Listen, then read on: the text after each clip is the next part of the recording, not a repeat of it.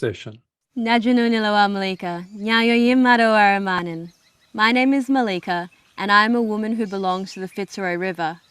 This is a river where my mother's people grew up, the Nyigina people. One thing I've learnt from leaving my country is that there seems to be a misunderstanding in regards to Aboriginal law. Some people call it folklore, other people call it Dreamtime stories. But what these are really doing is communicating to the next generation the science, law and values of our people.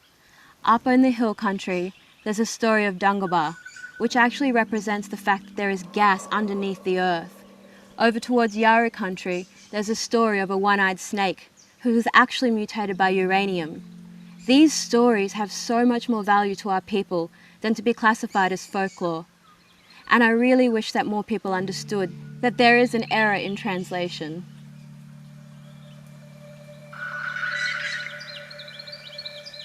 In first law, everybody is given a jadding. A jadding is a totem, which teaches you to care about things beyond what is simply human. My jadding is the crocodile, so I have a relationship with them, I have respect for them, and I have a duty of care to protect them. Different people are given different animals or plants.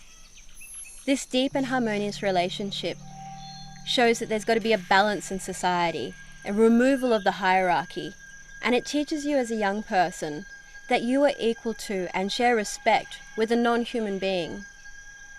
It creates accountability, compassion, responsibility, and it is a lifelong project. Jaida Boro Nyigina. Welcome to Nyigina country. Ngajinu Nilawala and Polina, Ngayo Imadawara Manin. Ngayo Mandajara Nyigina Nyigina Nganga. And what I'm saying is, welcome to Nyigina country. My name is Anne Polina, and in my language I said that I am a woman who belongs to the Fitzroy River, the Moderator.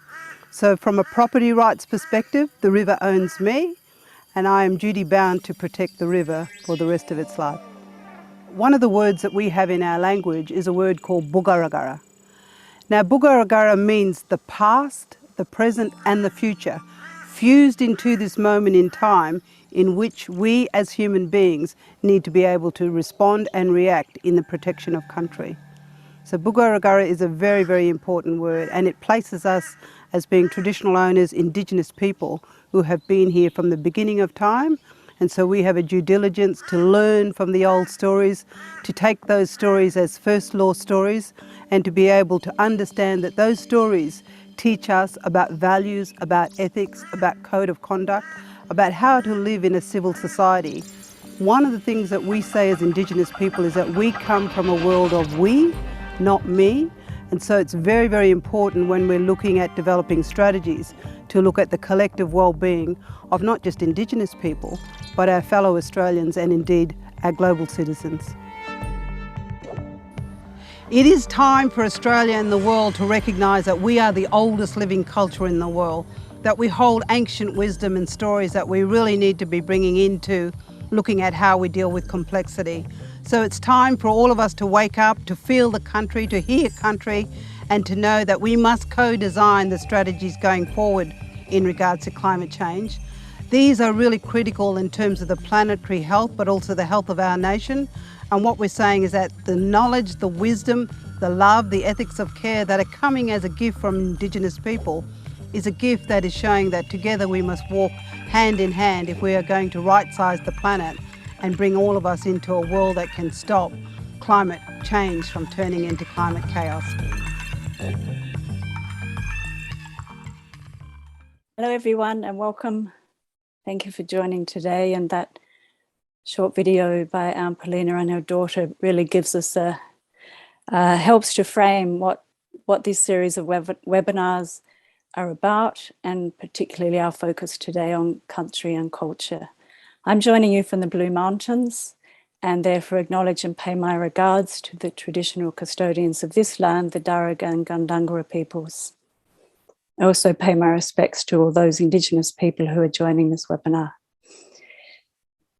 Before I introduce our four guests today, I just want to note that on Monday's webinar, the theme of which was language and kin, we had 3 women guests along with David, and today's webinar is all men speakers.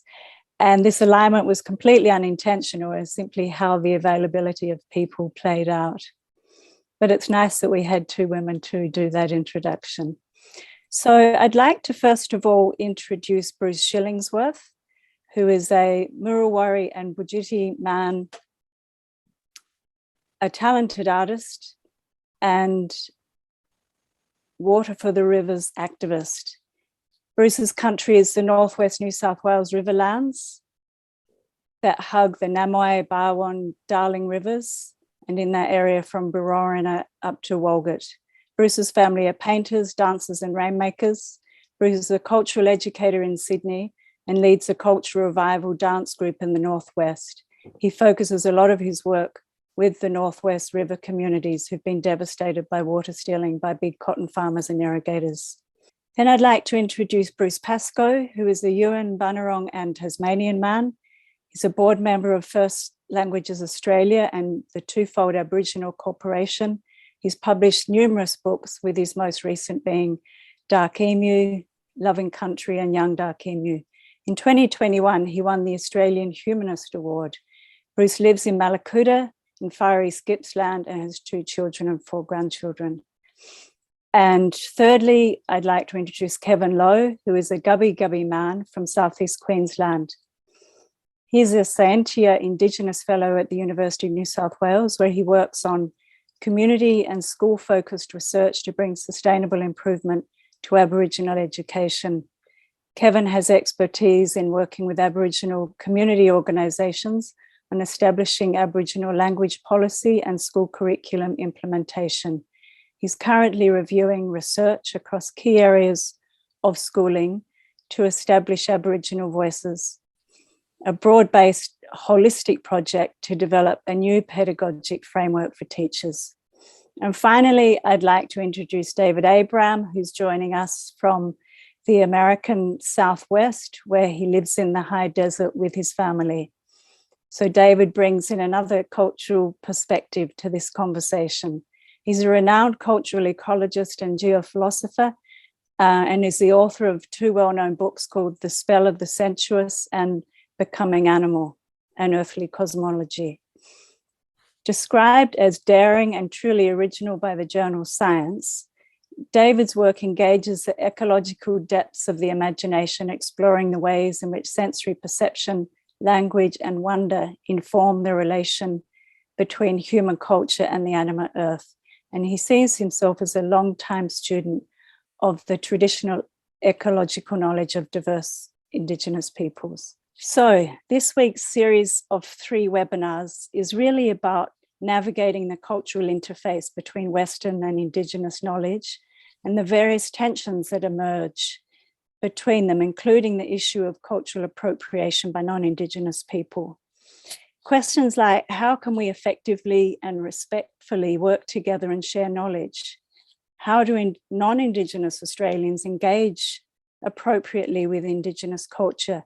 And how do we build bridges and really build the collective wisdom that's so urgently needed? So these are some of the key questions that inspire these webinars. The theme today, as I mentioned before, is country and culture, which is a very broad topic. But we're hoping this conversation might focus on how we relate to country, what understandings and practices, what feelings and sensations in relation to country, and what is broken down in our relationship to the land, and how might we recover that. And these are matters of ethical, spiritual, philosophical, psychological, and physical approaches to the wider than human world. So I have some kickoff questions for each of the 2 Bruces and Kevin, and then finally David, and I'll pass the virtual message stick to each of you in turn. And I'm going to start with Bruce Shillingsworth and ask Bruce to start by really unpacking the meaning of the word country with a capital C. And in the words of Mary Graham, who joined us in Monday's webinar, country grows us up, the land invents us and is embedded in us. Meaning emerges from the relationship between people and land. So Bruce, can you talk a bit about what is actually meant by the term country? You know, what does it encompass, and what are some key learnings for non-Indigenous people in understanding this? Look, Yama, everyone. I'd just like to acknowledge the land I'm on here in Gadigal country. I'm originally from the northwestern New South Wales, from many of the rivers out west. I want to talk about the rivers, which is so important to my people. The 40-plus nation that lived along the Murray-Darling, the river that runs through the 4 states. Look, it's so important because our people, our mob, been living on those rivers for 80,000 plus years and had a greater connection to the environment and to the land. Country is so important. Country is a part of us. Our DNA comes from several things.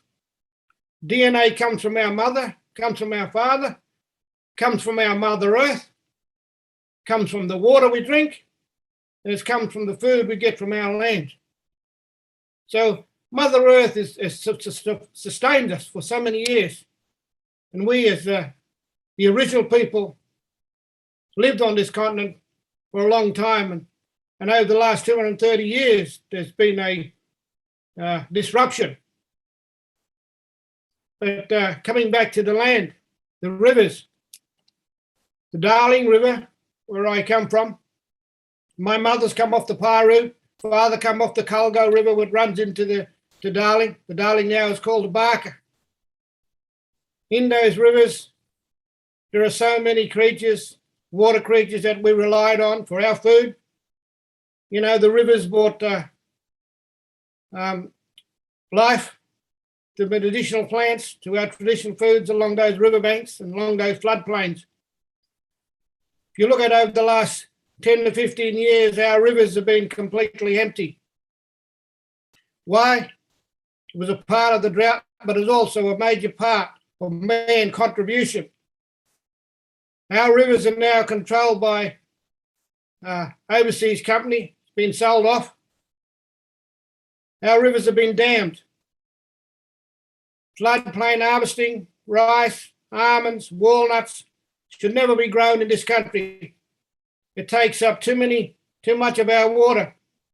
If you look it up north of New South Wales, there's a place called Cubby Station that got huge dams that holds more water than the Sydney Harbour. You know, these are the people that we're up against.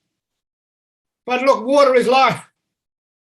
Like I said, my people relied on that water for many of years. You take away the water, you take away our community. Those waters have been, poison have been introduced into those waters, which affected our people's health. You know, when we've got a dead river, we've got a dead community. When we've got a sick river, we've got sick people. So the government and the corporates and the greed that's happening is affecting my people that lives along those waterways. Look at the water, what's happening to it? It's been poisoned, it's been destroyed. How the plants and animals are going to survive? When your river dries up, those creatures in the rivers disappear, they become extinct. How do we bring back the 50-year-old cods? How do we bring back those mussels, those river creatures? The water that needed to fill the lands for our bush tucker and our medicinal use, those plants disappear. And then you cause a migration of our people got to leave those rivers and those places where their ancestors have lived for thousands of years. And it's a plan from the government to get us off our community, off our land, so they can control it. The big corporate. Our people are now suffering from diabetes, their kidney problems. But if you look at a good thing that happened in 2019, the organising of a corroboree on those rivers, the 5 towns, Walgett, Brewarrina, Burke, Wilcannia and Menindee, a gathering of people on those rivers, we done the corroboree. We wanted to introduce our culture and law back into our society. Dancing of the land, singing of the spirits. We had to speak to those spirits. My father's nation, the Murray nation, were known as rainmakers. They sang and danced those lands for thousands of years. So I believe we've got to get back to that, get back to those practices. You know, our old people have the knowledge and the wisdom of the land. We need to reintroduce that. We need to get back to speaking our language, dancing on our lands, speaking to those spirits, the river spirits, the trees, the birds, the environment. It is so important. I know we've got modern technology. Technology is good, but those traditional ways worked. Those traditional ways work. Ever since we've done our corroboree on the rivers were full ever since. 2 years now, those rivers have never been empty. So I believe that those corroborees and the people that gathered on those rivers and those old people and ancestors that were with us brought back the part of the balance. When we talk about the balance on our land, we talk about the spiritual balance as well, human balance, bringing balance within everything, the great circle of life. People, we only live on one planet. There's nowhere else to go. So we need to look after the one we're on. We need to become the protectors of our environment, protectors of our rivers. First Nation people has to have a voice. First Nation people have to be the decision making at what's happening on our lands. We need to stop the fracking, stop the mining, stop the clearing of the lands. First Nation people and non-Indigenous people need to start working together. We have a greater contribution to today's society. Like I said, that wisdom and knowledge needs to come forth today to be able to solve the issues and the problems in our society. And I think, and I believe that this will happen if we start gathering as a collective. But our government needs to also recognise our rights as Indigenous people to our rivers and to our land, and start listening to those voices that have been voiceless for so many years. So let's start caring about environment. You know, we're connected through our totem system. All our stories, dance, the songlines connected us up right across this great continent. So we've got to get back to doing that and bringing non-Indigenous people on that journey as well to educate them. Thank you. Thank you so much, Bruce, for that impassioned statement. It'd be good to talk a bit later about how the role of ceremony actually is so important and what its effects are. There's a very evocative definition of country in the Song Spirals book by the group of Indigenous women up in the north. They say that country guides us and teaches us. Country has awareness. It's not just a backdrop. It knows and is part of us. Country is the way humans and non-humans co-become, the way we emerge together. And it's all the feelings, the songs, and the ceremonies and the things we cannot understand.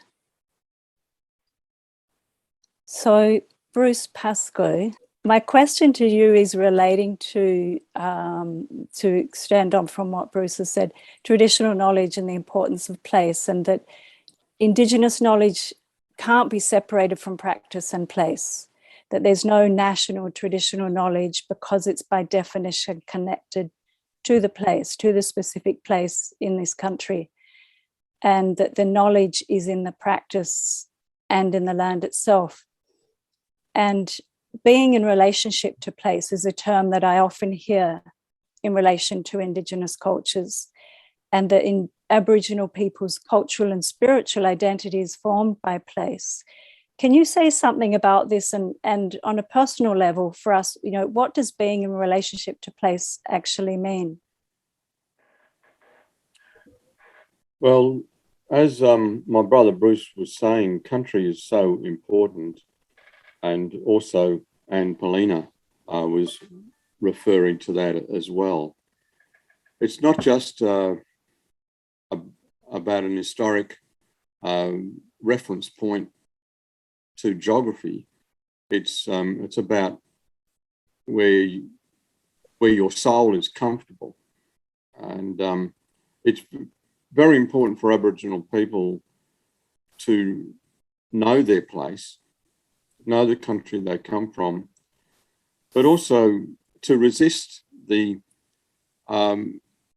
imputation by non-Aboriginal people that what we believe is superstition, that our cultural and spiritual beliefs are juvenile in relationship in relative to the contemporary religions, and in Australia's case, mostly Christianity. And we have to stand up for our spirituality and put forward its intellectual rigor relative to, an ethic like Christianity, for instance, that this rigor, this intellectual rigor is, perhaps 100,000 years old or more. And the stunning thing about it, for me, is that generation after generation of young people, with all their propensity to be rebellious, those young people have taken up that spirituality, that cultural learning, that learning about country. They take it up every generation. And Bruce Shillingsworth and myself were at a ceremony on Saturday where there were many local Aboriginal people from Kempsey right down to Lakes Entrance who were maintaining that culture. Even though we're modern people, in that there were medical professionals there, educational professionals there, accountants, those people saw the necessity to maintain the culture. And that's all wrapped up in country. And we came to that place on Gadigal land from, all points of the compass. But we came with reverence for our own country as well as that country. And to be able to maintain a culture like that over such a long time without resort to war for the land is one of the most remarkable feats of humanity. Because when I was a student, I was told that war is the natural condition of man. What if it wasn't? What if war was not the natural condition of man? What if peace was? This is a really important philosophical position for Australia to take, for the rest of the world to share. That here is an example of human development that may, in fact, absolve the world of the necessity to go to war. Now, there are people in this country, and I'm sure there are others, who just think that is such a fey analysis of the human spirit, that it's impossible, that war is the natural condition of man. Greed is the natural position of man. Dog eat dog is the way people behave. And it's not that Aboriginal people are special. We have the same human propensities for violence, for greed, for bad humour. But the law prevents us from taking another person's land. That simple difference makes all the difference. And I find it really difficult to get traction for those ideas in this country, and possibly David finds the same in his country, that the idea that ancient knowledge can be so relevant to the present. I think we are being led by the nose by people who actually need war, people who actually need division, that need us to be fighting each other in order for the market system to work. And, you know, to adopt a worldview where we eschew land war is not to favour communism, and it is not to favour any current political system. It's to favour a refinement of the human spirit.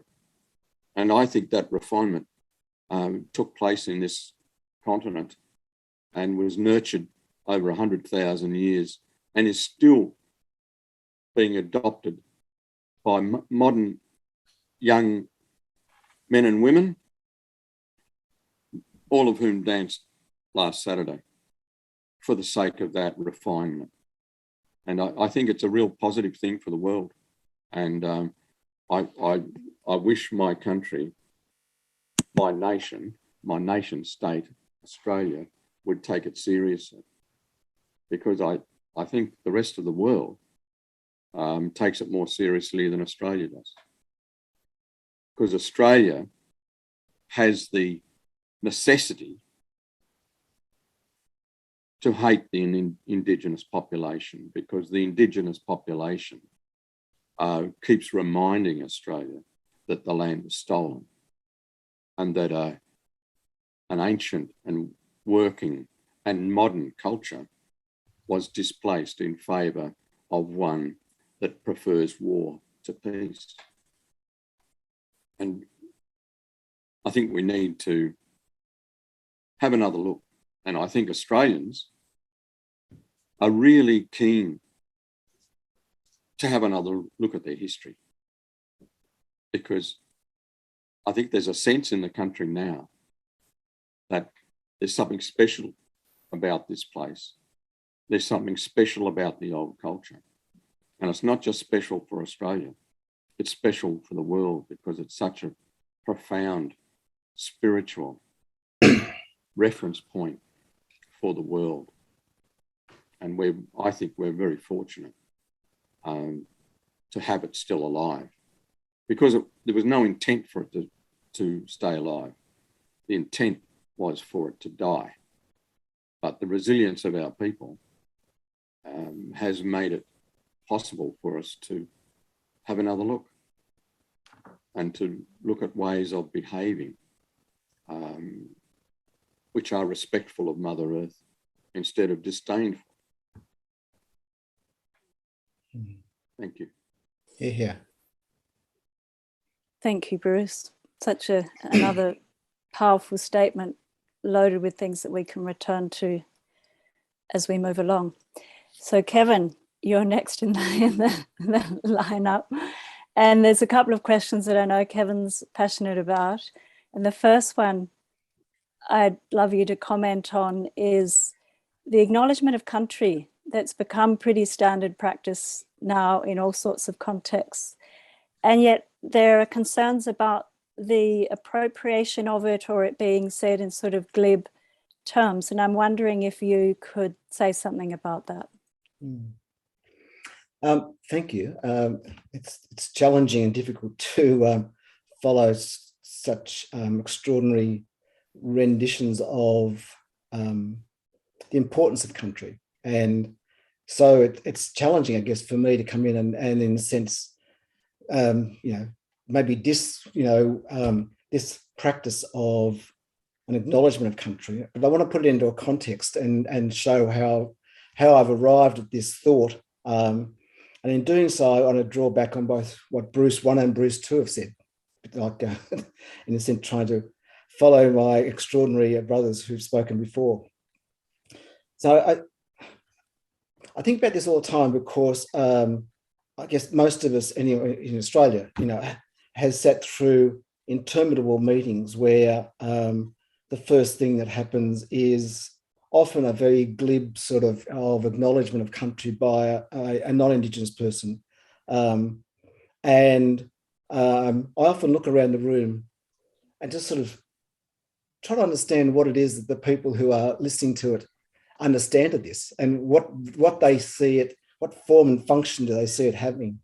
And as soon as it's done, everybody opens their books, gets out the agenda, and away they go. And there's no sense of coming back to this notion of country. So I guess I'm going to make my comments like both Bruce's have done, to actually articulate what I see country is, and what I, as an educator, look to try to talk to the students that I work with about the importance of country, and then maybe contextualize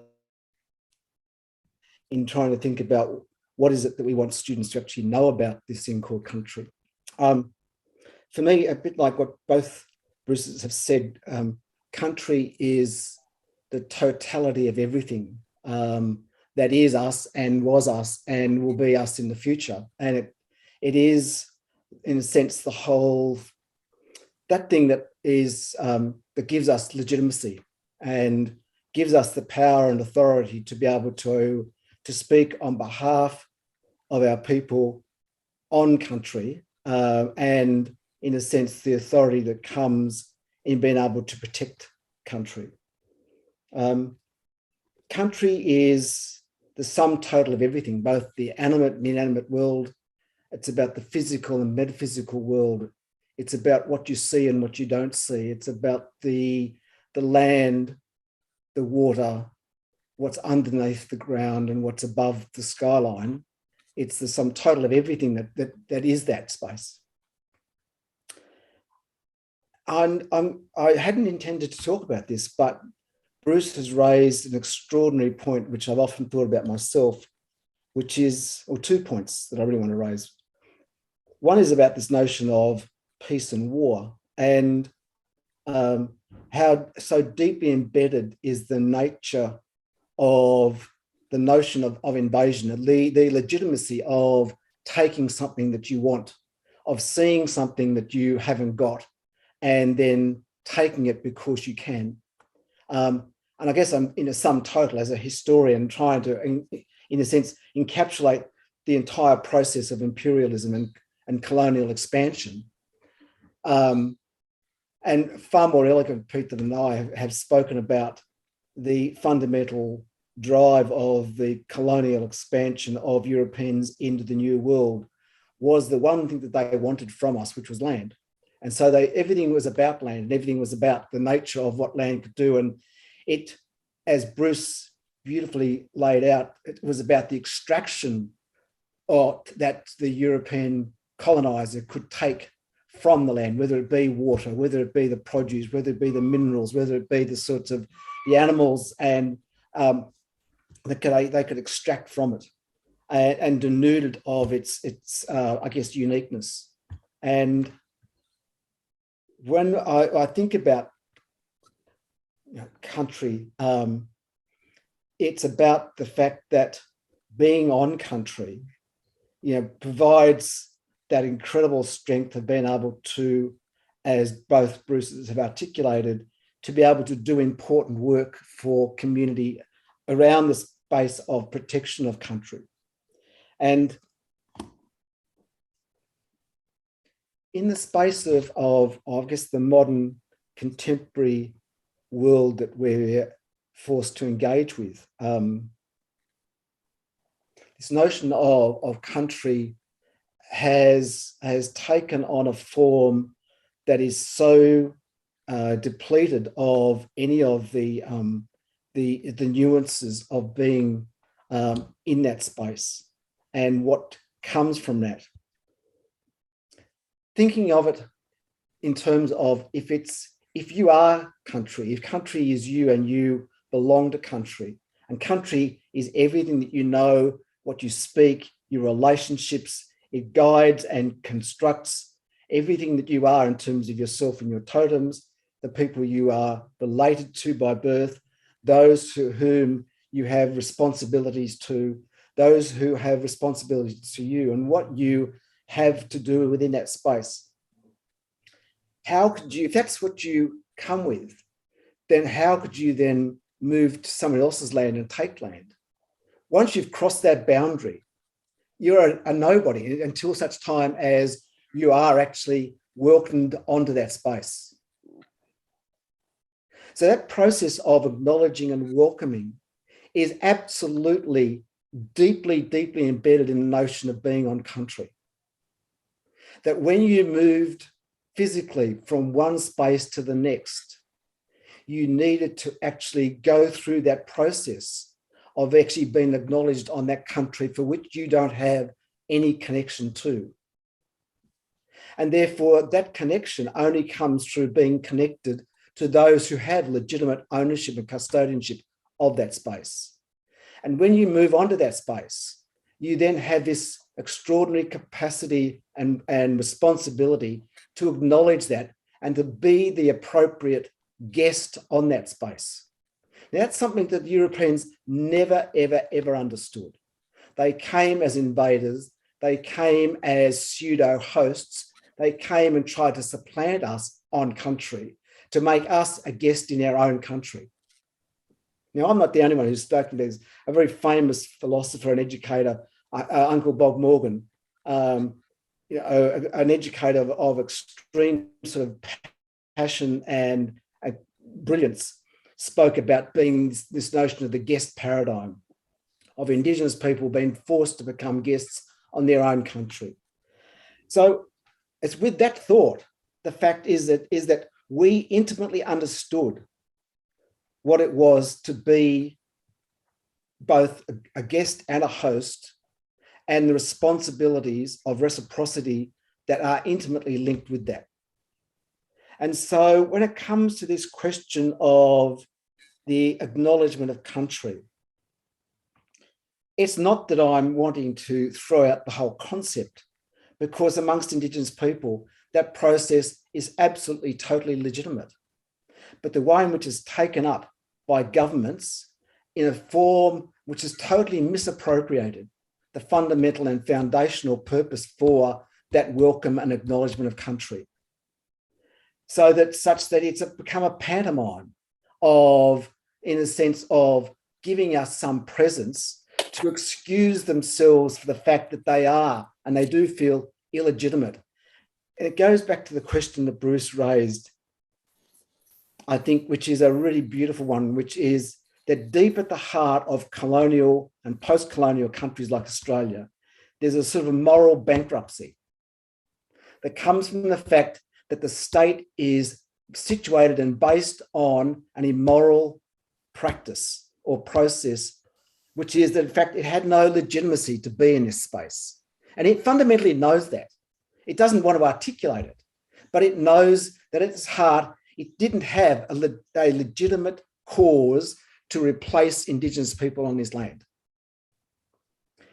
This, I think, is probably one of the most foundational sores that it rankles at the heart of the Australian nation, and dare I say other colonial states like Australia, because in the end, they came and they saw and they conquered. And I guess I could understand if they just said that, came along and said, you know what, we liked what we saw, and we know that you were here.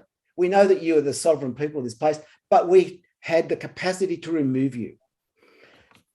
It bemuses me when I hear Australian politicians, get up time and time again and dictate to the rest of the world about the morality of Western, the Western mind and the Western sort of democratic tradition, and tell other countries about how they should act, what's moral and what's immoral. What's happening in China or what's happening in Myanmar or what's happening in other locations is immoral because it's a sort of, in a sense, something says about the sort of the people and what they should be doing, about what is moral behaviour. And yet at the heart of this country, there is this deep immorality about the way in which land was taken from Indigenous people. And so I think in the end, it's a sore and an illness and something which is deeply infected in the state that needs to be resolved.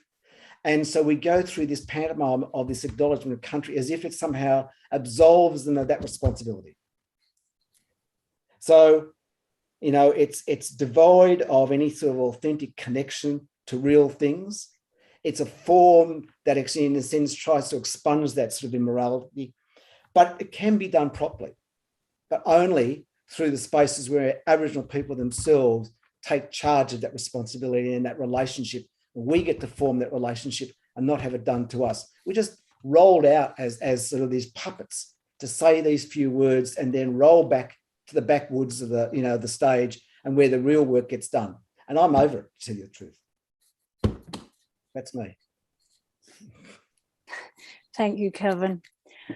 I'm going to throw to David now for a bit of a response, and then I need to make sure before Bruce 1 leaves, there's a question in the Q&A which was related to a question that I wanted to ask you about education of our youth, because I know that you're all very engaged at that level. So after you all have a bit of a free-ranging conversation, then I'll just make sure that we look at that question before Bruce needs to sign out. So David, really fascinated to know what your response and thoughts are about, you know, what you've heard about what country means and how this understanding sits with your work. Well,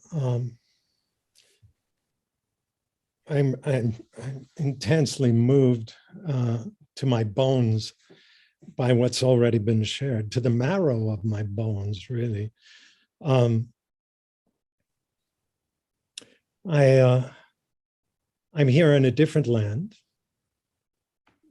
speaking to you all from the dark of night here in the upper Rio Grande Valley, in northern New Mexico, in the foothills of the Sangre de Cristo Mountains, looking out over the night valley at lights, not just the town of Santa Fe, but the pueblos, many Pueblo villages dotting this valley of the Puebloan peoples who live and have tended this land hereabouts for century after century after century after century after century, long before folks of my ancestry came here. And I pay my deep respect to the elders of those cultures and the wisdom keepers, and to these mountains and to that river and to the ground beneath me, that I may speak well enough in this yarning, in this conversation with such other eloquent brothers. I'm a cultural ecologist and a philosopher, or a geophilosopher, as some call me.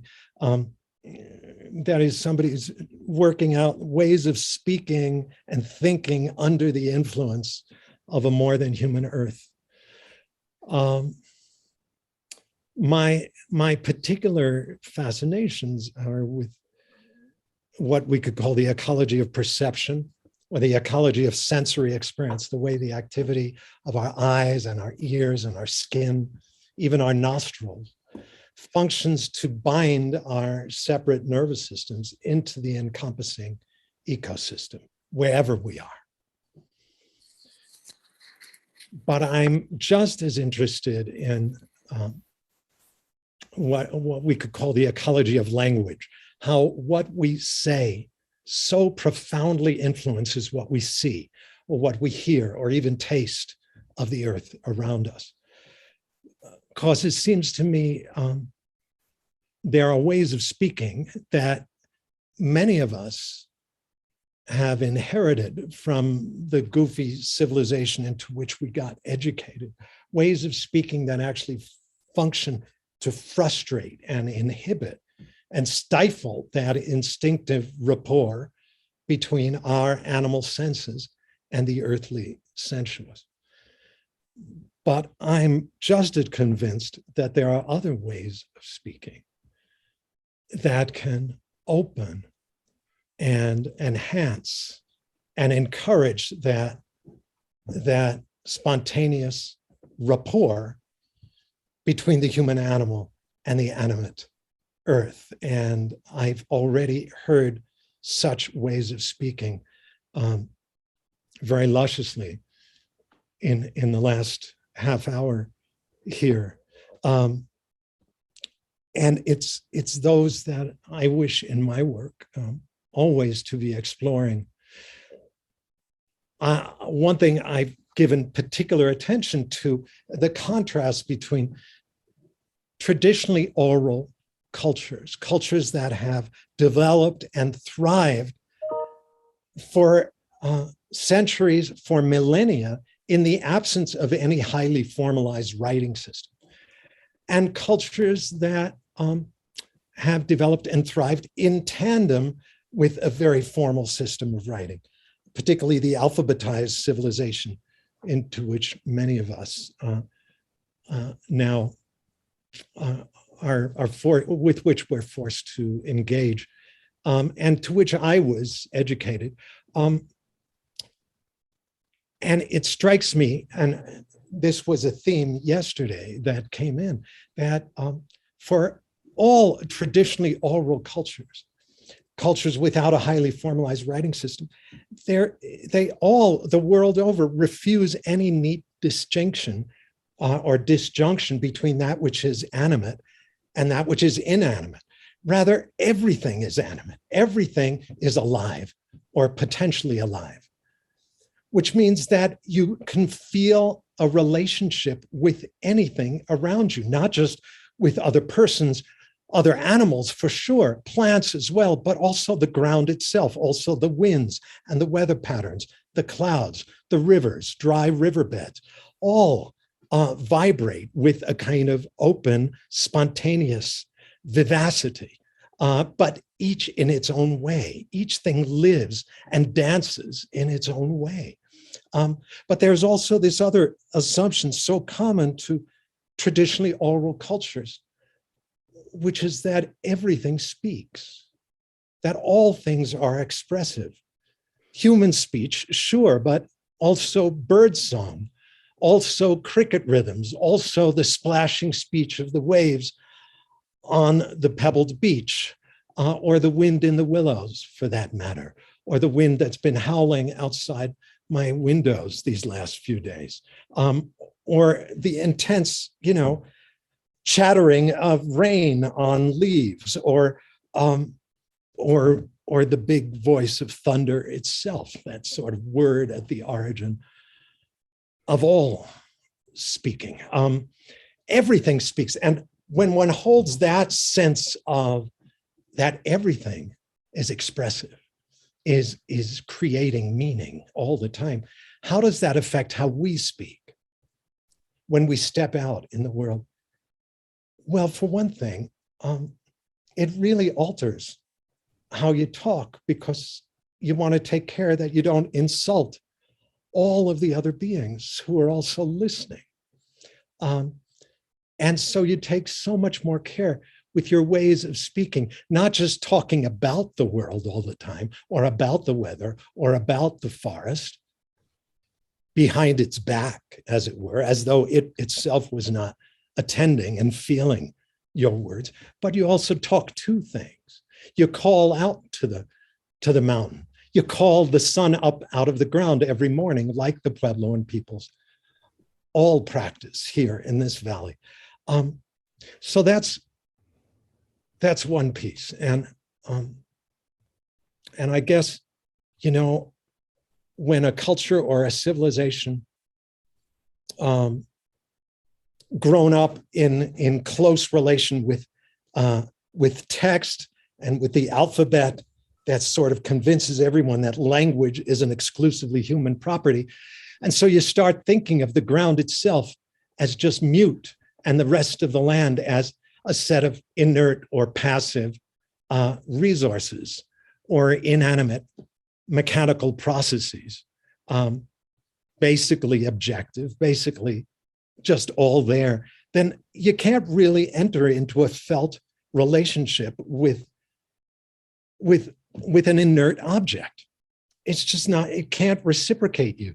And so it takes you out of relation with everything, cuts you off from that kind of reciprocity with the land, and cut off from all that myriad range of relationships with stuff. I guess you don't feel much nourishment from relation with the sun, with the moon, with the wind, with the ground underfoot. And so you're kind of stuck. You've got a hole in your heart, and you kind of need stuff to fill in that hole. Property, objects, stuff. Let me get more stuff. Let me get more property. You look for land to appropriate, and you look for land to steal the resources of and extract and mine it up, and you dam up the river. Whereas for those who've lived on that land, damming the river is like damming up your own bloodstream. So I'll stop there. Yeah. Thanks, David. I'm mindful that Bruce needs to leave us no more than 15 minutes time. So I'd love to see if, Bruce, you want to respond to anything and everything that's been said, and then I'll read out this question about education, but love to just hear from you generally before that. You know, look, there's a great movement that's moving not just across Australia, but across the world. First Nation people are rising. First Nation people are getting acknowledged. First Nation people are getting the support of non-Indigenous people. So what's happening now is we're re-educating the world about our culture, about our traditions, about our beliefs. But we're also telling the world that we are part of the answer. We have a contribution, that we can create a change within the direction we're heading. And that's about sitting with us, sitting around the campfire, sitting together as a collective, and start looking at this, and start creating strategies, and then look at the way that we're heading. And I think there is more of an opportunity for us now to do that. And I think we are now becoming mature enough to talk about a lot of the stuff that happened in the past. And I know we're going to talk about the education system. I want to talk about a bit more in that. But I think it's about re-educating those non-Indigenous people. It's about telling them and helping them to see their space and see where they fit in the greater world, in this great circle of life. Thank you, Bruce. So the question about schooling is really, what do we want the children, the students to be learning, and how do we connect them to country? Indeed. And what impact would it have if students were given such knowledge? What impact would it have on their capacity as young adults to really drive change in the foundational relationships between Aboriginal and non-Aboriginal Australians? And then, so that was sort of a question that Kevin had crafted, which I'm now going to supplement with one from the Q&A, which is asking about the solution of bringing First Nations and Indigenous studies into every school across the country at every level. So yeah, maybe Bruce Shillingsworth, maybe throw back to you to give us, we'd love your thoughts. Yeah, look, we're going to look at a bit of the history. As you know, up until the 1950s and 60s and 70s, our people, weren't allowed to get an education. They weren't allowed in schools. And if you look at all of us, and we went to school here, and we went to school here in Australia, we haven't been taught much about our history. They don't learn about, our culture, our tradition, our customs. but slowly it's been introduced. I believe it should be made mandatory, compulsory right across the education system, even in universities and institutes. Look, I'm a teacher, also work in schools. There's 230 schools that I work in. I go into schools, I teach our kids, multicultural children, about our true history, about our culture, about dance, about music, about art, all that sorts of stuff. Look, I think our government and department need to ramp it up.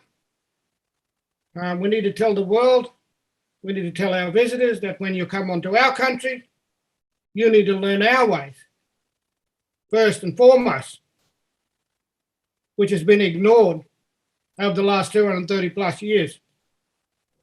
So what we're saying is, now you've got to start to sit with us and start learning our ways, our culture. We're going to start telling the truth. We need to talk about the frontier wars, about the suffering of our people. We're going to talk about the oppression, the apartheid, the massacres, and our contribution to this Australian history. And I tell our multicultural kids that your history is not over 230 years, but it goes back 80 plus thousand years, because my history is a part of your history, and your history is my history. And I think it's a great way of educating them to bring change within the communities. It's about the real reconciliation. And we don't have to go into schools, the four walls, to do this. Our classrooms are out there. The rivers, the mountains, the environment. Let's sit with them there. Let's take them onto our country. Let's invite our elders back into our schools to tell their stories, the stolen generation stories. Get people that have experienced all that to be a part of our education system. The wisdom and knowledge out there that our people have got is vital and so important for survival. Our original people need to guide and direct our younger generation. We are the pillars here in Australia. We are the pillars, so we need to be incorporated and involved in a lot of decision making, especially in our education system. We ask to come and dance with us, come to our corroboree, sit down and learn our Dreamtime stories and our songlines. I believe there's going to be a modern day corroboree. People of all races, tribes and tongues are going to come together. And that's what's happening now. And we need to come together to tell our children about Mother Earth and why it's so important and how it sustains us. Things that our education system are not teaching our kids. And some of it they're not allowed to teach them. But we need to start changing the narrative within the education system. We've got to change the narrative. We've got to change the way that people look at things. Our children will see us coming together. So this gives them hope. And then our children will learn together about the true history and about the world we live in. See, it's about changing our society and changing our communities. And we on the panel are all educators. And we have a responsibility. We as first original people also have to learn about, we're still going through our learning process as elders of people in our communities, through our songlines and through our responsibility that we need to do. But the best thing about it, that I can pass my story, my knowledge and my wisdom onto our children into our children in the school. And that's where I get my benefit from. Because I believe, and I tell our children, our multicultural children in schools, They are the ones that are going to tell the true history of this country. They are the ones that's going to take us into the future. So it's about us coming together now. I go into schools. I don't teach what the education department want me to teach. I teach, what I experience, what my knowledge is, what my wisdom. So they don't tell me. I do it the way I do it. And that's what needs to happen. Kevin, I'm sure you want to respond to that. And then I want to sort of step out of the way a bit as moderator and let there be a bit more of a free-flowing conversation between you. Sure. I'm not sure there's much more I can say because I think Bruce has said it all. But I'll have a crack, just in a sense, to add a tuppence worth in. I guess anyone who's worked in schools, as a teacher, or worked coming into schools as Bruce has, and to provide students with information and knowledges for which they have very little scope or hope of being able to come across by themselves. And we all wonder about our impact. I mean, have we actually had the impact that we wanted? We invest all this time in thinking about how to reach across that space to these students and talk to them. And it really came home to me when I only came to university, after I'd retired. I had spent all my time as a teacher and working with teachers and in the space of curriculum writing and implementation, and working in that space to support schools to think about how they're going to teach language, our languages in schools. And one of the very first lectures, or maybe a tutorial that I sat in, I asked these really bright-eyed, bushy-tailed 19, 20-year-old students straight out of school holidays, just finished school, what they could really tell me about, what did they know about Aboriginal Australia? What is it that they could say with some certainty? And I couched it in the terms of saying, the promise in the last election cycle was when the Conservative government was elected, as we know, 3 years ago, the Minister of Aboriginal Affairs, who was an Aboriginal person, or is, made a promise that at the end of this 3-year period that he would be working towards having a national referendum on, the place of Aboriginal people in the legal and constitutional framework of Australia. So I couched my question to these students by saying, what is it that you've learnt from school? Not what you've heard on the Conservative press, not what you've heard on the TV, not what you hear on the football field, but what you've been told and experienced and learnt at school that would give you comfort in being able to pick that pen up and go into that process and put your mark on that bit of paper at a referendum. What is it if you were coming in as a brand new voter at the age of 19 or 20 and you're going to vote in this election? Could you draw on what you'd learnt from teachers that would inform that discussion, that debate, that decision that you're going to make? And over again, there was just this deathly silence.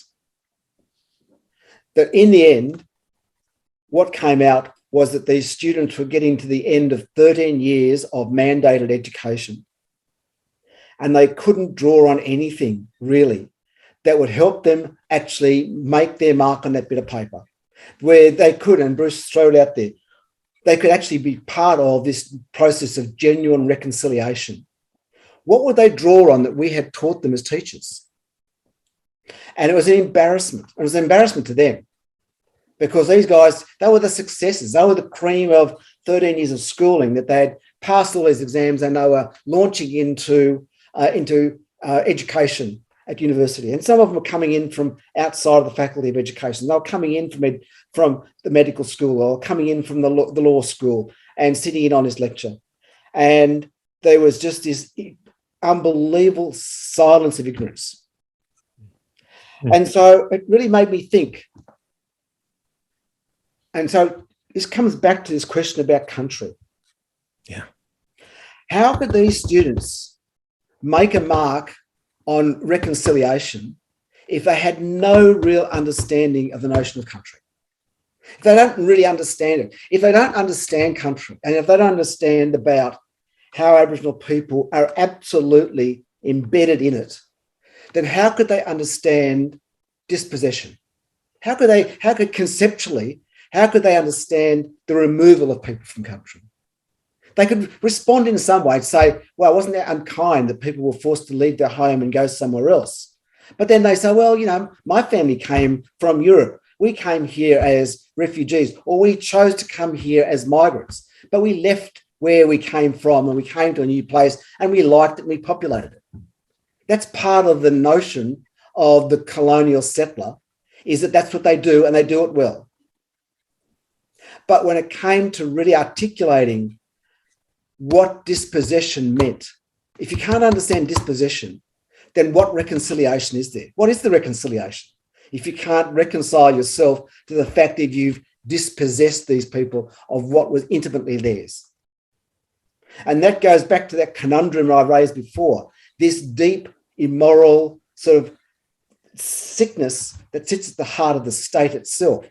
It's not a personal sickness so much as a national sickness of the state, that it can't reconcile itself to what has happened, and then because it can't reconcile it, it can't teach it.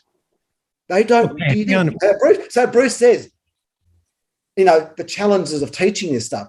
They don't want us to know this. They don't want us to tell these students this, because it's not just a historical accident. This goes to the very heart of the making of this country. And until such time as that issue is actually addressed, then we cannot move forward. We're stuck in this time loop of going round and round and round and round. So these clever 18 and 19 and 20-year-old students, they could draw on nothing, because I hate to say it, because I'm an educator, that our educators in schools did not teach them this, because in a sense, they're part of the other side of the story. They can engage with us in a sense of justice. They understand social justice. I've met some great colleagues of mine who implicitly understand the notion of justice, but they cannot engage in this space of telling this story because they're the victors of that story. But Kevin, a quick question. I mean, isn't schooling in its form itself a big part of the problem? Isn't it a colonial form? If we're just teaching knowledge as information that we do indoors because knowledge floats free of place, it just lives in books, it doesn't live in the land. Doesn't it have to have something to do with taking kids out of doors, out into the land, and actually living on the land, sleeping on the land, dreaming on the land? Isn't it about experience, a different kind of experience? And what you guys have all been speaking about, country, sounds like a modality of feeling and sensation that it's never going to come through just books and through information inside a classroom. Can I just say before? Yeah, jump in, buddy. Can I just say before I leave? Look, thanks for having me. Thanks everyone to be part of this great panel.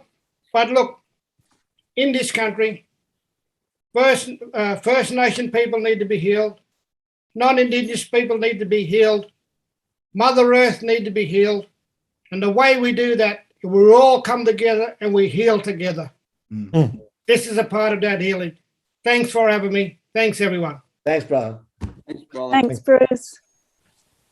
This country doesn't want our students to know anything about the invasion of the land.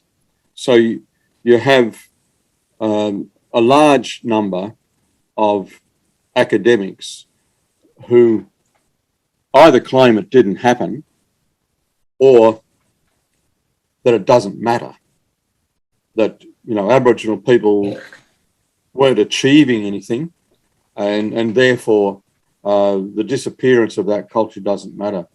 And so until we include it in education, and I think it was mentioned that Aboriginal studies should be taught in every school, but I think a sense of country should be taught across the curriculum.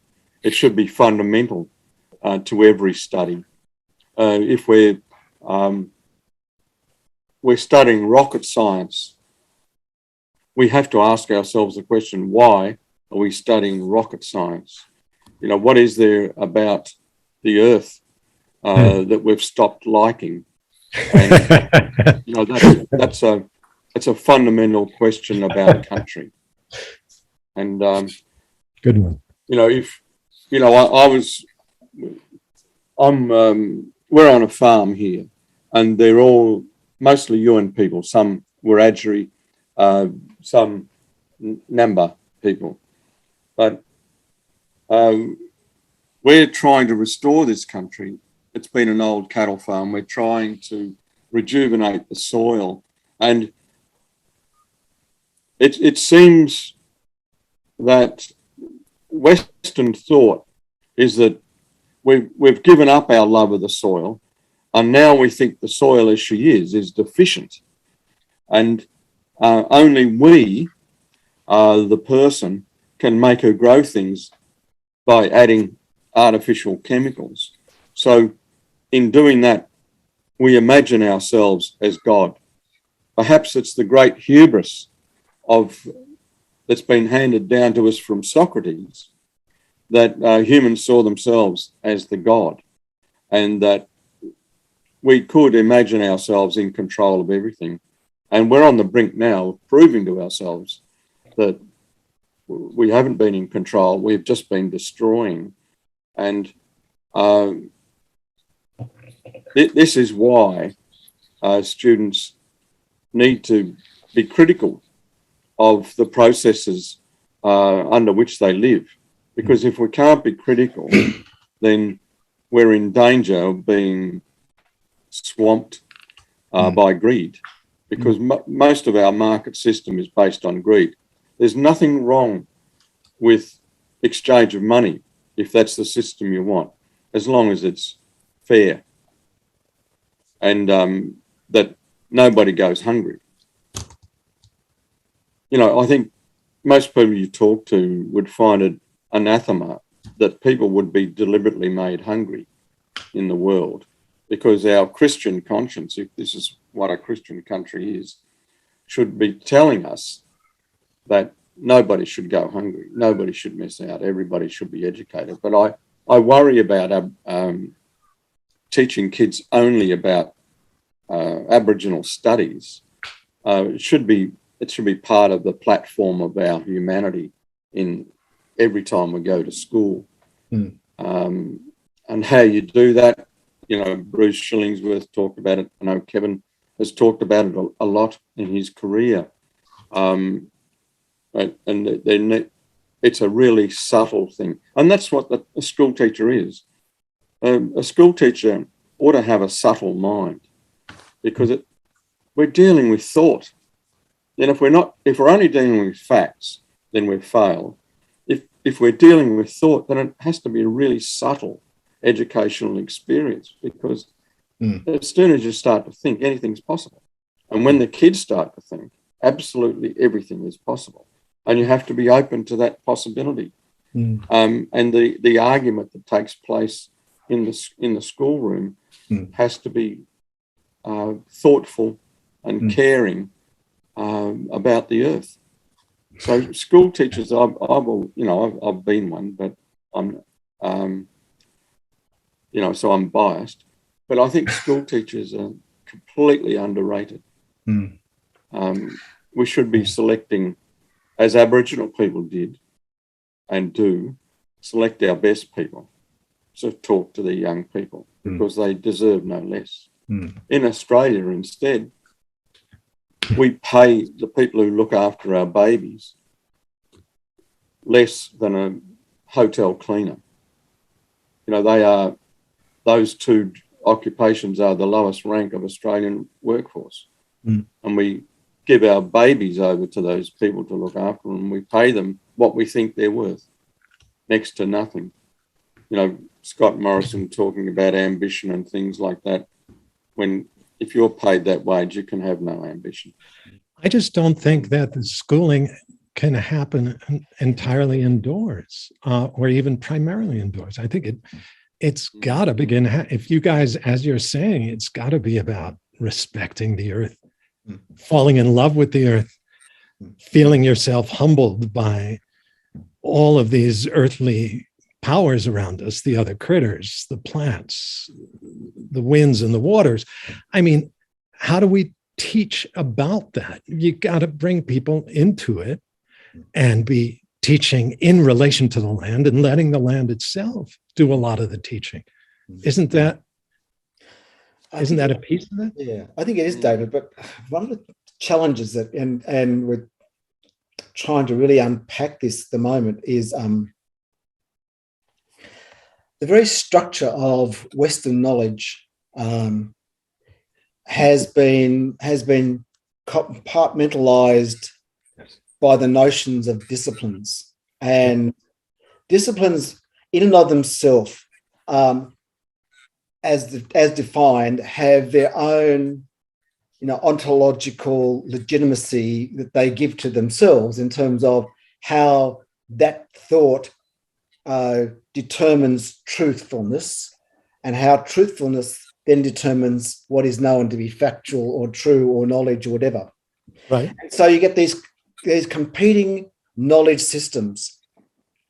And this is not new. People have understood that it's very difficult to move across these disciplines because the disciplines are so strongly adhered to.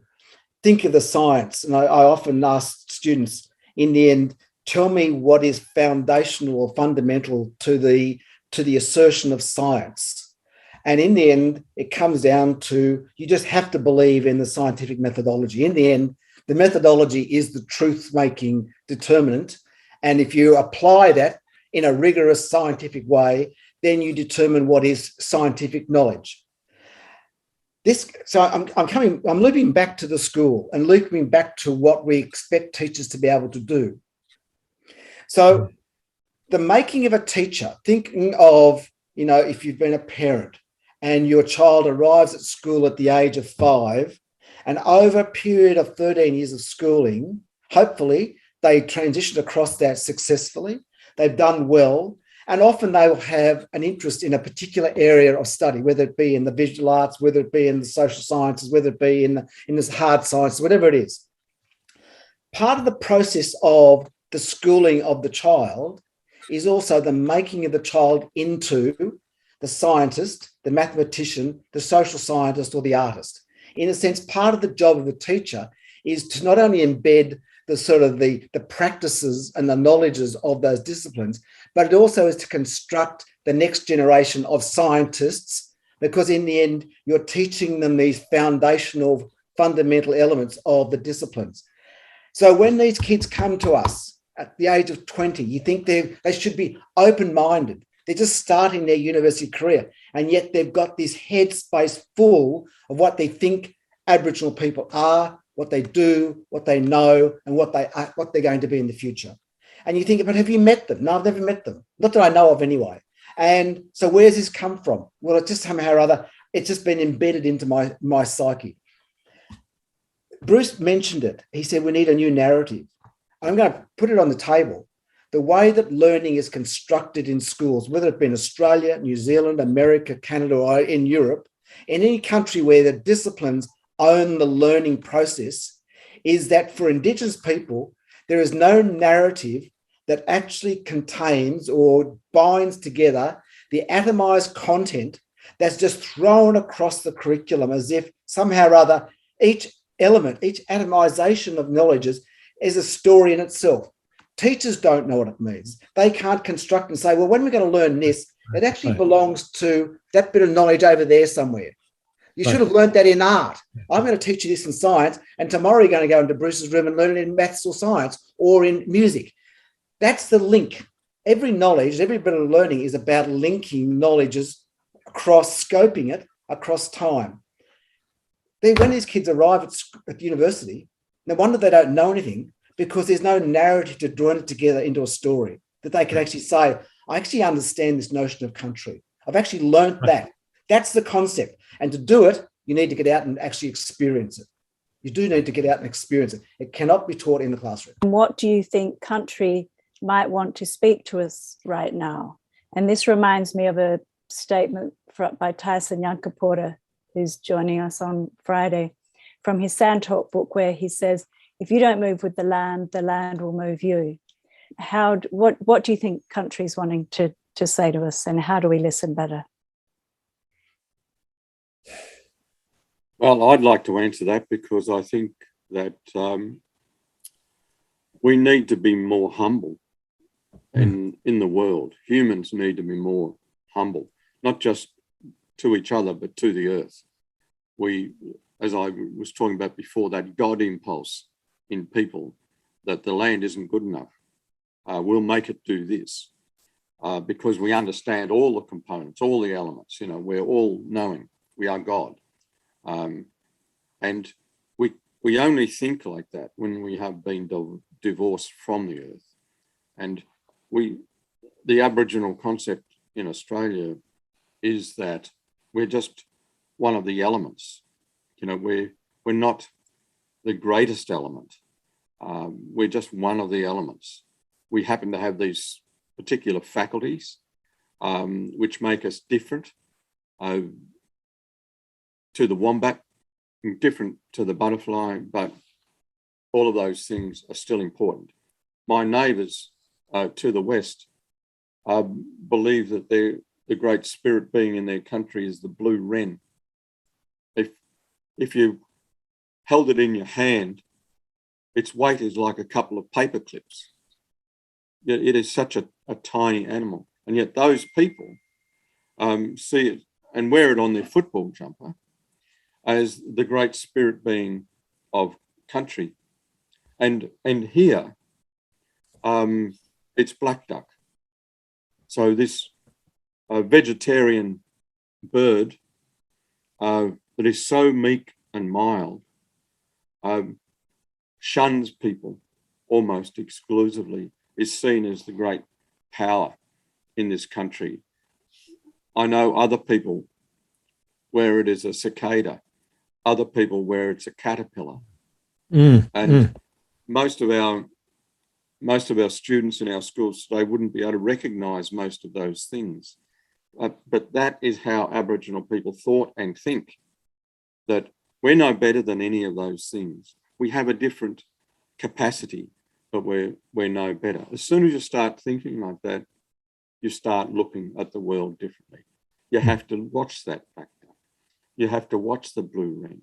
If Jitty Jitty, the willy wagtail, turns up in your backyard, you have to attend to that. Even if your auntie's talking to you, you have to watch the bird, because that's the law. You've got to be careful of that bird. And it's a completely different way of looking at the world. Yeah.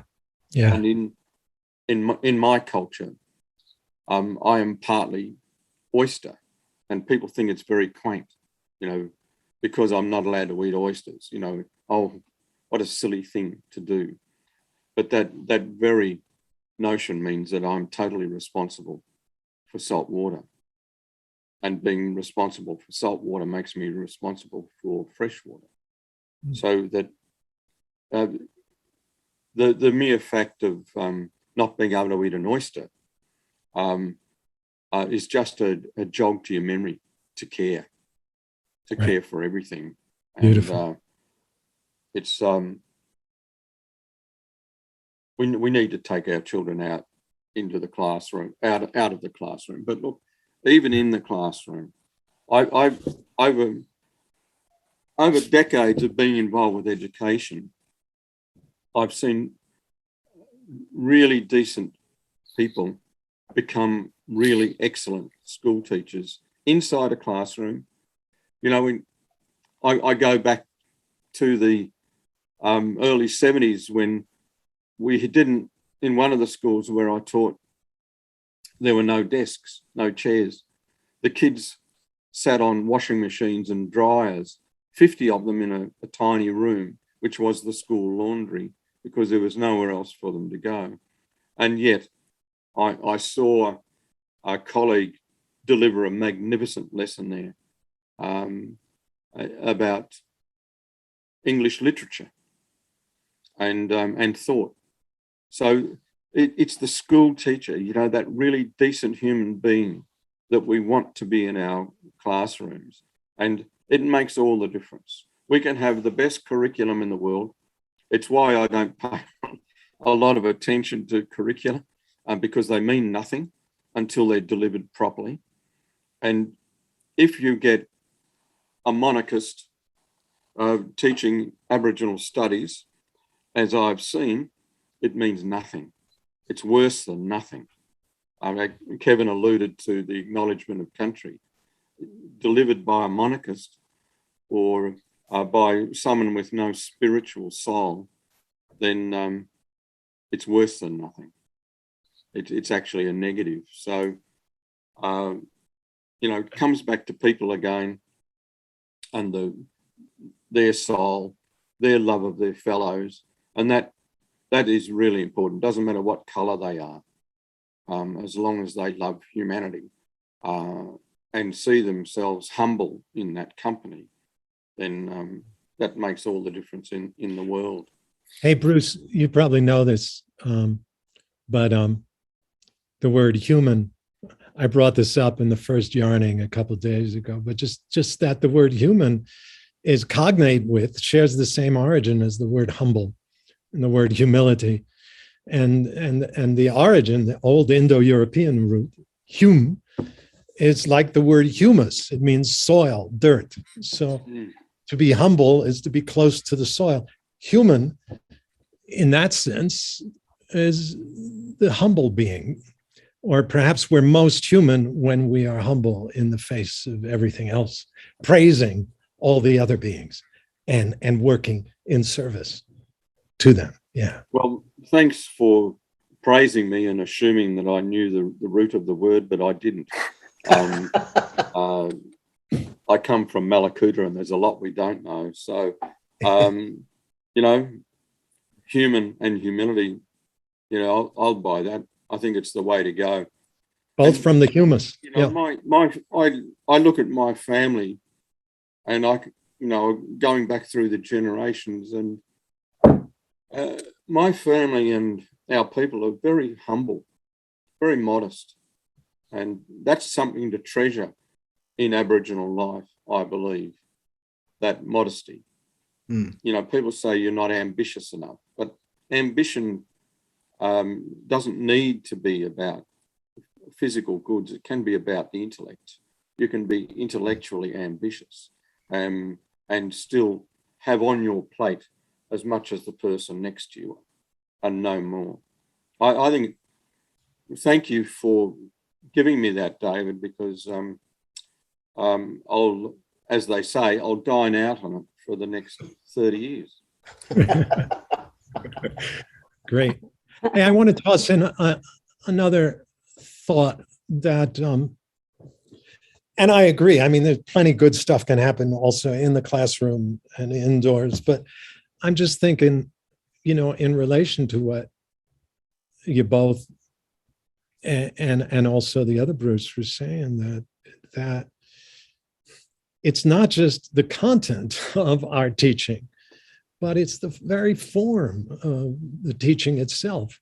And one of the forms, you know, and Kevin, you were speaking to this sort of very didactic notion that you've got these separate disciplines and they're all oriented around a notion of truth as a kind of adequation between the representation and what is the fact, you know, as if language maps the world from outside. A different way of teaching practiced by your culture, but by every Indigenous oral culture I know is through story, but story first and foremost. Narrative, yeah, but narrative in some ways is just like a fancy jargon for story, but storytelling and starting to tell stories again, not just for teaching and for schooling, but I just wish I think if we want to reopen that felt rapport with the land as a living presence, we've all got to start telling stories again. White guys just as much as Black folk and folk of other colors, all of us need to start telling stories, not just reading stories to our kids from books, but putting the books down, pulling our kids out of doors, or actually calling gatherings, corroborees with our neighbors and friends out on the land and weaving stories together or improvising tales about how that river bend came to be there, or how the river feels when the salmon are finally returning back up into its waters. That is, it's a way of planting language again into the living land. So the land itself starts to speak. And that doesn't happen without, it's not just restoring the land, it's restoring the land, restoring the terrain, planting stories all over the place, or for your folks, just telling those tales afresh over and again, and maybe getting people singing and dancing them up as well. That does seem awfully important to me. There's a term for that, which we would call, in a sense, songlines. That sense of the storing of the great dreaming and creation, and so the act of there's a very famous incident when I was a younger person. A very famous Aboriginal sportswoman, Yvonne Goolagong, was playing, I think, in either the Davis Cup or it might have been at Wimbledon, I can't remember. And she lost a set on a game that she ended up winning. But in the middle of the game, she lost concentration. And so the commentator talked about the fact that she'd gone walkabout as a way of being able to, it was a sort of like a really offhand statement of the fact that Aboriginal people just lose concentration and they're just, off with the pixies doing stuff over there. And obviously she's just doesn't have the sort of the mental fortitude to be able to come in and win this, massively big game. The fact that she did, and she came back and she won the game. But the point was that this notion of being out on country, was often told when I was a young child at school as if it was this aimless wandering, that Aboriginal people had no connection to anything because they just aimlessly wandered the universe until they bumped into something. It's a bit like one of those Tetris games that we first started playing in the 70s, when we got our first computer. And so you kept on going infinitely in one direction until you bumped into something and you were just spun around and aimlessly went in a different direction.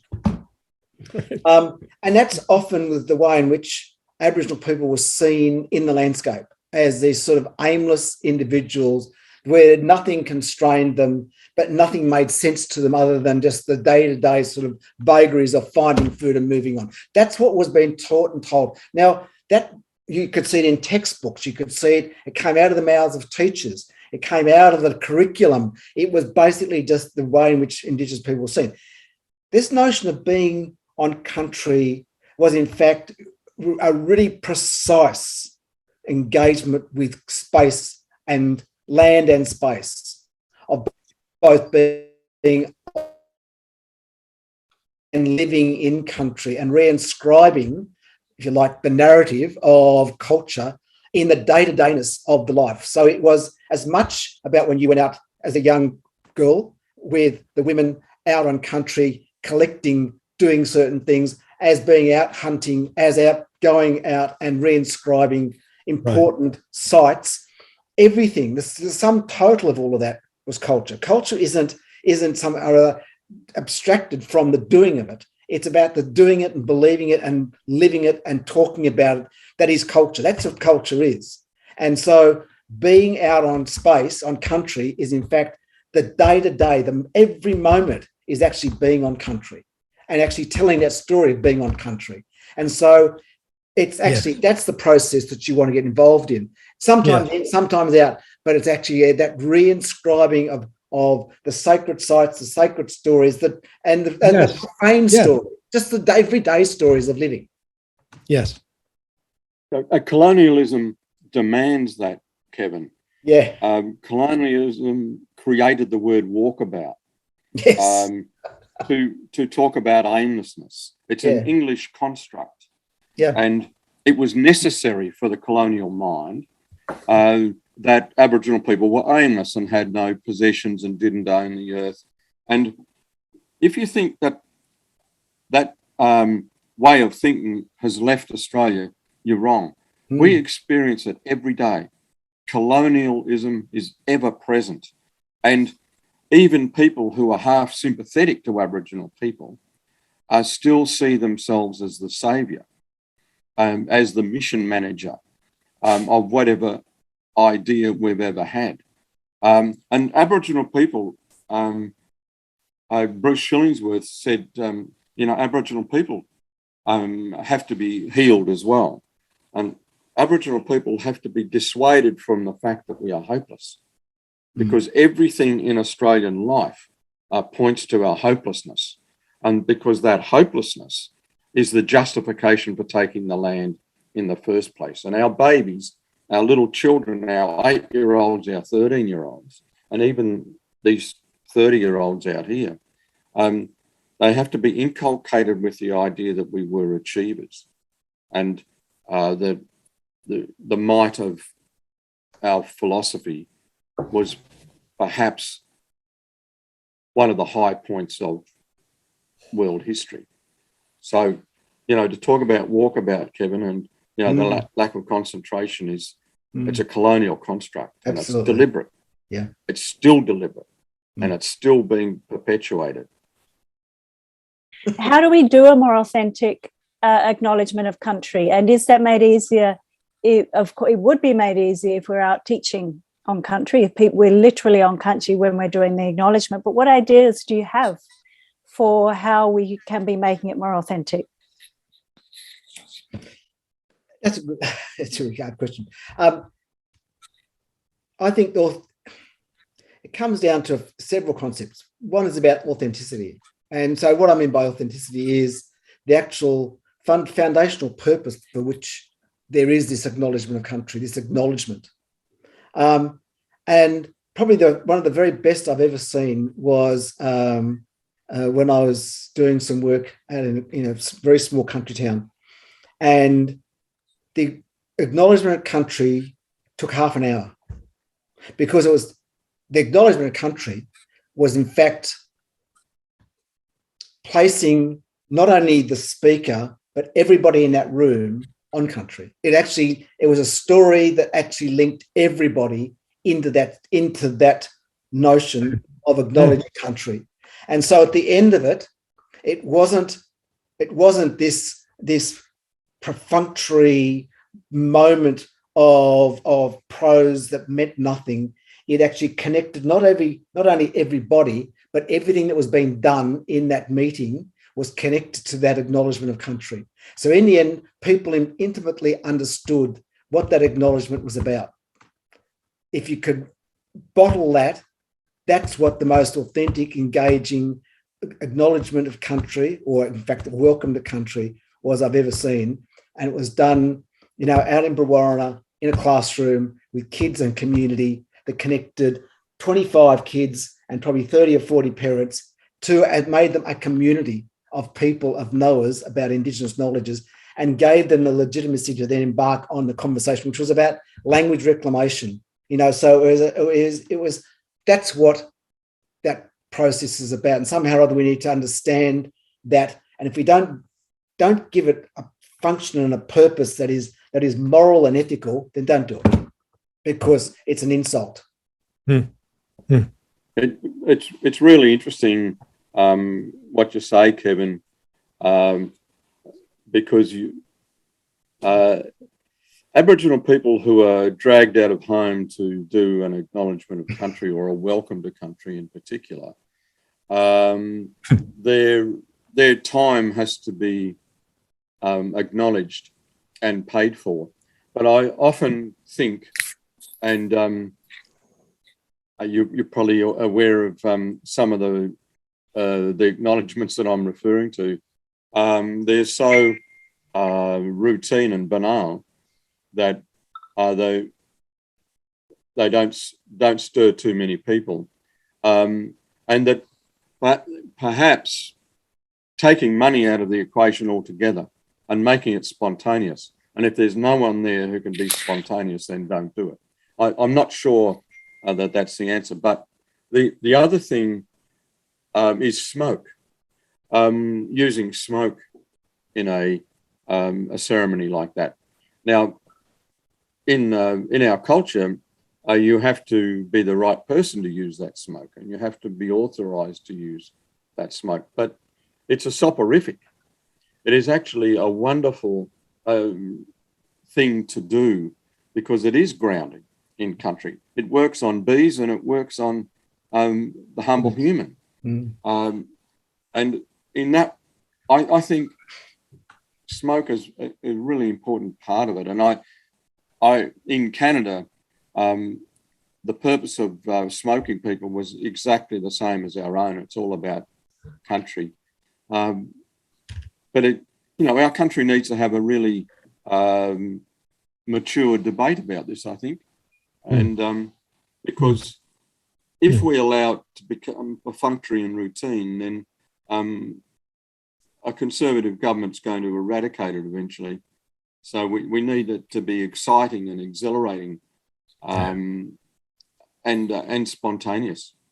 I think you put your finger on it, on an important piece when you say spontaneous. That is the perfunctoriness. We've got the same thing happening here, by the way, on Turtle Island or here in North America. It's all, it's just become this rote recitation in each place. And we're here on the unceded territory. And because it's just routine and rote, it doesn't touch, it doesn't ring, and it doesn't resound in your organism, which is exactly what it needs to do.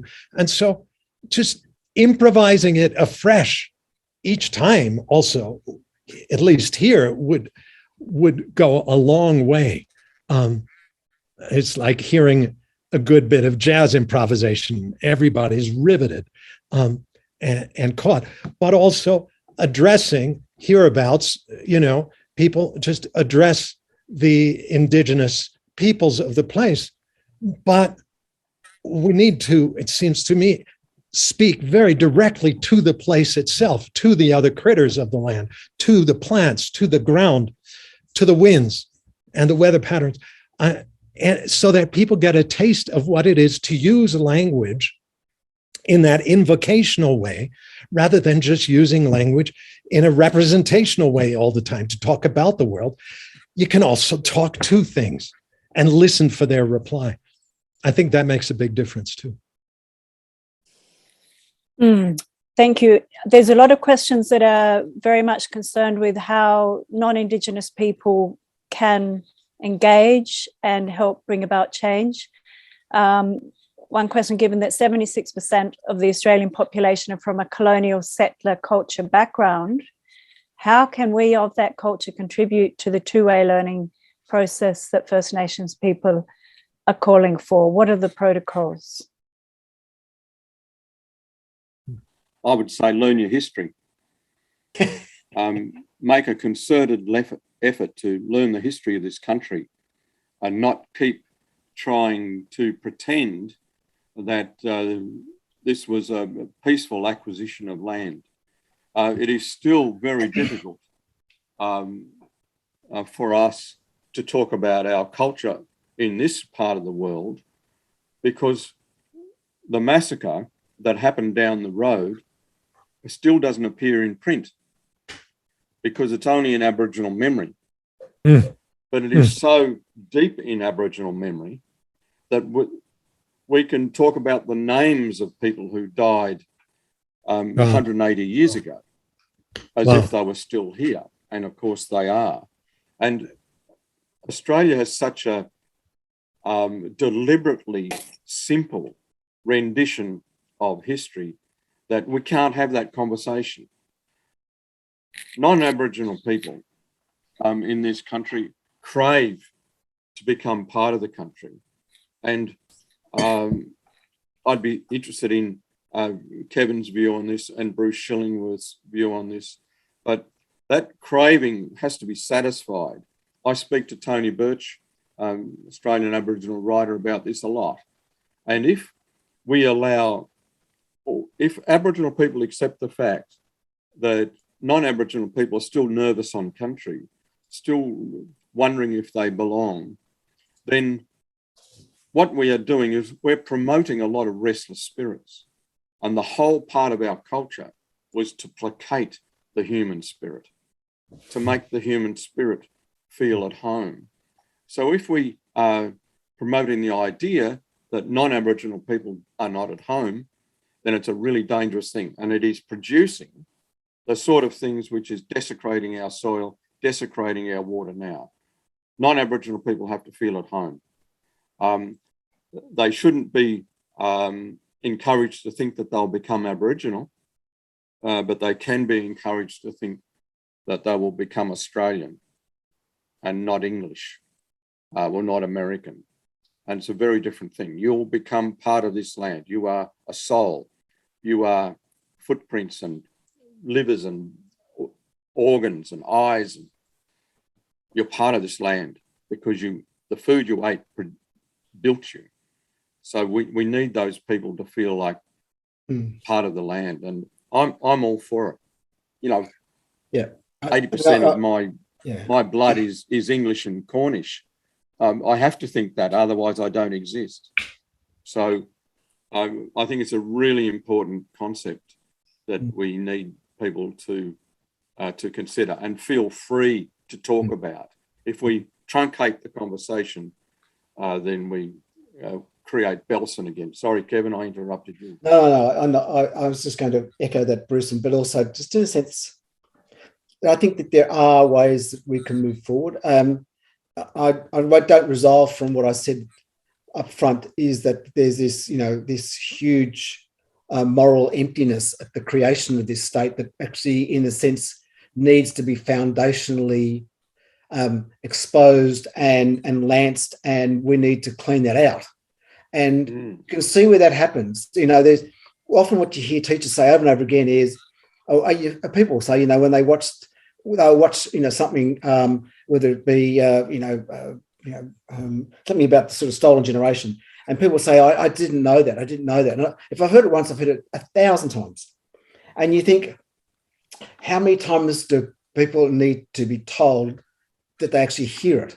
And, it reminds me as a historian, the stories post-1945 of Germans who said we didn't know about the concentration camps, or, in Japan, didn't realise what they had done in Indochina and in China in the 1930s, with the slaughter of millions of people. In the end, you know what you want to know, and you choose to not know what you don't want to know. And in the end, part of that reconciliation is not as it seems to be, Aboriginal people having to reconcile with colonisation, but it's about the reconciliation of those who've come here to, as Bruce said, to become Australian. That's the genuine reconciliation needs to occur.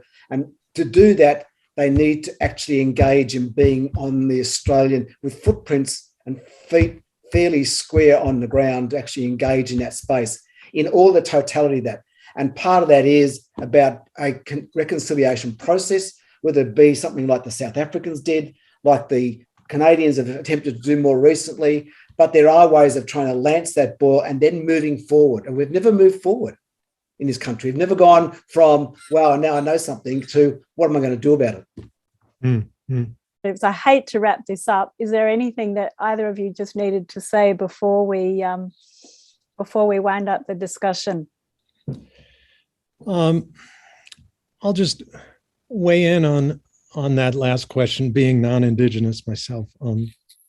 I think there's a whole heck of a lot that non-Indigenous folk also can do and need to do, and bringing it back to country. I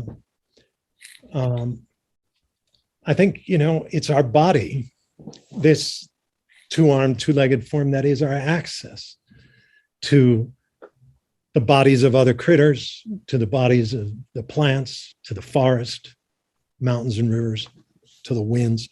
I think we're so dissociated in the modern world from our body, and we speak in such abstract ways. And I want to say one thing we can all do, no matter what our color and our background and our ethnic tradition, is stop speaking. For one thing, stop using jargon. Stop speaking so much as a disembodied mind to other disembodied minds, using such abstractions and words that have been so long uprooted from the ground that all the soil's fallen off their roots and they don't mean anything. Words like, I don't know, intersectionality and overdetermination and deconstructive hermeneutics, or indexical, or normativity. All these words we learn in our institutions of higher learning, but that don't tickle the body, that don't tickle our nose and make us sneeze.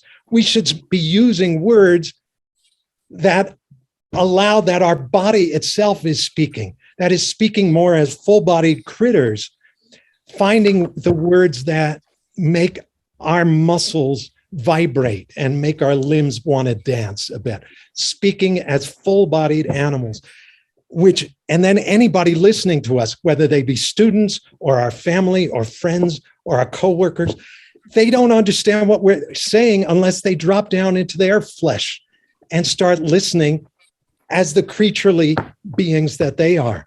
So becoming a little more embodied is a big part of the practice that you, my brothers who are deeply of the indigenous and earthly world, could help us with by really sharing and wholeheartedly sharing whatever you can, whatever it's appropriate to share of your ways of speaking and your ways of storying up the world and singing up the land. Thank you. And I would like to add that it's important not to feel guilty, because guilt is a luxury we can't afford, because guilt absolves you of all action. Yeah. You just say, oh, you just throw up your hands. It's Yeah. so important to believe that you can do something positive. Otherwise, you've stopped being active in the world. Yeah. That's so true. Thank you, Bruce. Well, I think that's a great note to finish on. Thank you, Kevin. Thank you, David. Thank you, Bruce. And Bruce has already left. Thank you to the audience for listening in. And sorry to those whose questions we couldn't get to. And thank you to the program team, Nema, Adel, for doing the techo, Tema and Kenneth from the University of New South Wales Anthropocene Transition Network.